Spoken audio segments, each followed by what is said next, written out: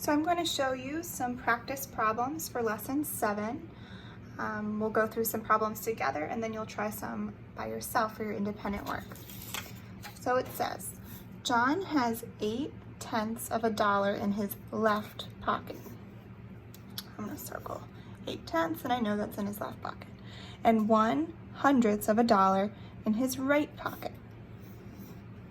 Represent the money in his left pocket using your base 10 blocks. Shade your findings in the decimal grid below and write the fraction and the equivalent fraction next to it.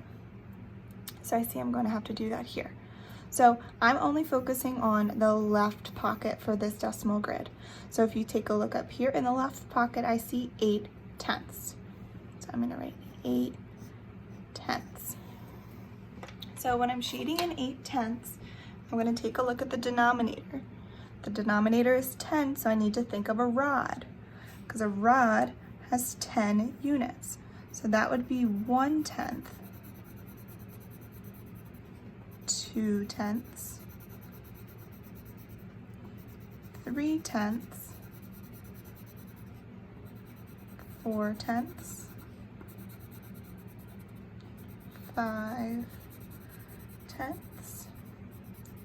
6/10, 7/10,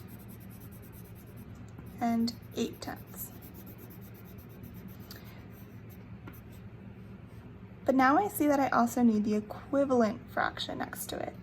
So we're working with tenths and hundredths, so my equivalent fraction needs to be in hundredths. So remember, when we see hundredths as our denominator, we need to think of just units, so one piece of the decimal grid. So like we did in lesson 6, we can skip count by tens because there's 10 in each rod. So 10, 20, 30, 40, 50, 60, 70, 80. So we know that 8/10 is equivalent to 80 hundredths. Part B says we need to represent the money in his right pocket using base 10 blocks. Shade your findings in the decimal grid below and write the fraction next to it. This time we don't need the equivalent fraction. So in his right pocket, we have 1/100. So remember, with 100 in our denominator, we're just using one unit. And this time, we're only going to shade in one piece.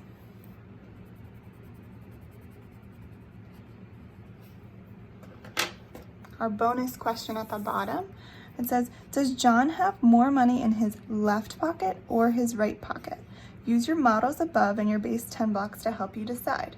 Explain your thinking. So I can take a look at the decimal grid for 8/10 and the decimal grid for 1/100, but also I can take a look at the equivalent fractions form. So we have 1/100 and 80 hundredths, and we can clearly see that 80 hundredths covers up more than 1/100th, so we can say 80 hundredths is greater. Now you could explain your answer by saying there's more units shaded in on the grid, or just that 80 is greater than 1.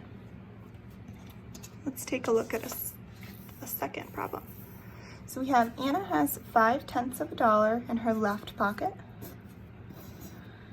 and 25 hundredths of a dollar in her right pocket.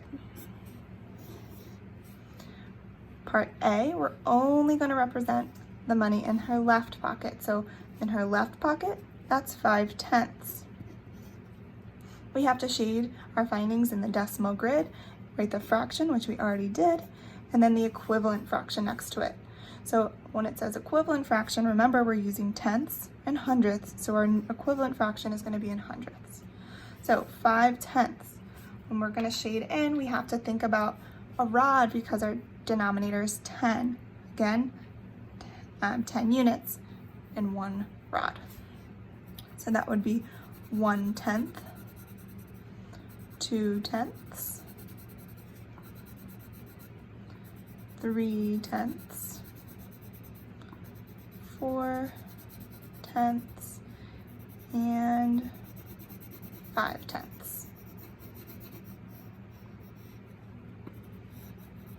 So when thinking about our equivalent fraction in hundredths, again, we know that each rod has 10 units, so we can skip count by tens.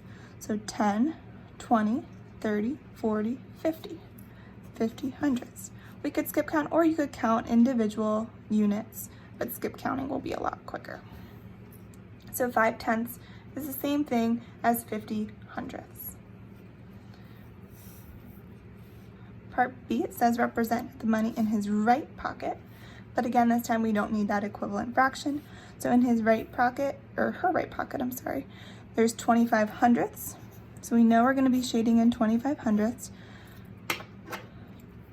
Now, 25, now we could count 1, 2, 3, 4, 5, 6, 7, 8, 9, 10, 11, 12, 13, 14, 15, 16, 17, 18, 19, 20, 21, 22, 23, 24, 25.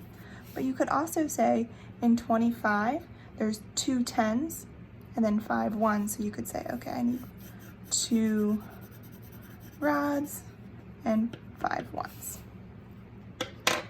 Our bonus down here, it says, does Anna have more money in her left pocket or her right pocket? So we can take a look at 50 hundredths compared to 25 hundredths. Again, we're going to compare the fractions with the same denominators. So 25 hundredths, 50 hundredths. In 1, we can tell that 50 is greater than 25, but we can also see that on the decimal grids, 50 hundredths covers a lot more space.